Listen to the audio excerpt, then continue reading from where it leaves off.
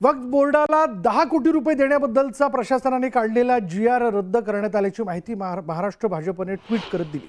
हा चुकीचा निर्णय प्रशासकीय पातळीवरील अधिकाऱ्यांनी परस्पर घेतला होता। मात्र भाजप नेत्यांच्या तीव्र विरोधानंतर हा निर्णय आता रद्द करण्यात आला असल्याचं भाजपने आपल्या ट्विटमध्ये म्हटलंय।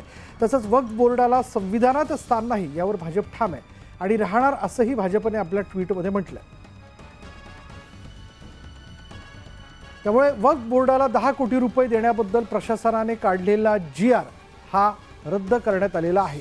म्हणजे प्रशासनाने हा GR रद्द करत असताना महाराष्ट्र भाजपने हे ट्विट केलेलं आहे। हा चुकीचा निर्णय प्रशासकीय पातळीवरील अधिकाऱ्यांनी परस्पर घेतला होता। मात्र भाजप नेत्यांच्या तीव्र विरोधानंतर हा निर्णय आता रद्द करण्यात आला असल्याचं भाजपने आपल्या ट्विटमध्ये म्हटलंय।